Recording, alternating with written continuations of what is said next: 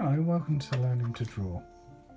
A really useful thing if you're wanting to add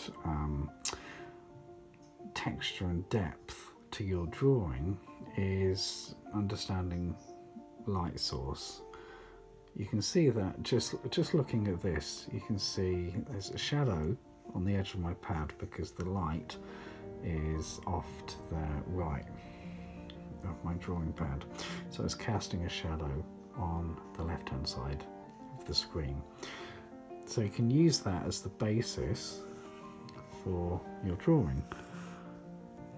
Let's just say, let's do a little horizon line here. Don't have to worry about the wobbles, that's artistic license. We'll do a little horizon line. Let's do a road going off into the distance. Okay. Going off into the distance, there's your vanishing point, way off in the distance. Now, let's put a building on the horizon. Maybe it's a block of flats. There you go. Let's do two of them. Let's do one behind the other. If you make one slightly smaller than the other, it creates the illusion of depth, and that's what art is all about, it's illusion. You're creating something that doesn't exist on a page. Okay, now if you want to, let's say in this drawing, as opposed to the studio that I'm in, the light source is off to the left of the page. So imagine the sun. There's the sun, happy little sun. This is shorthand. I usually use my cartoonists to signify rays of sunlight. There you go, all you have to do is light lines like that. So you have the sun on the left of the page. How do you convey a sense of depth? Where would you put your shadow? You could put the shadow just on that side of the building. And on that side of the building there. Notice that I'm not applying the graphite of the pencil as firmly as I was previously when I did the main lines. I'm applying the pencil lighter.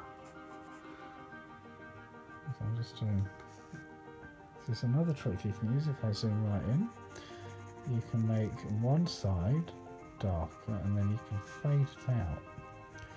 You can fade it out so it gets further. And there you go.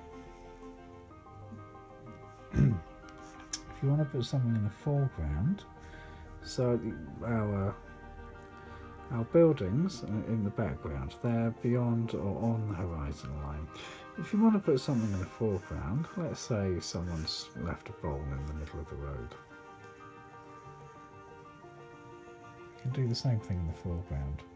Where would the shadow be? It will be on the right hand side of the bowl because the light's coming from over here.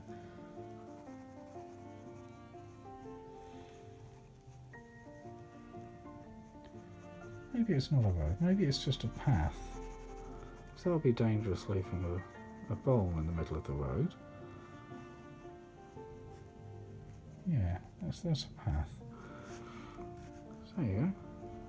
So I've put the shadow on the right hand side of the bowl, and that intensifies the sense that light is coming from the left hand side of the page and casting shadow on the right hand side. There you go. This is basic introduction to light and shadow.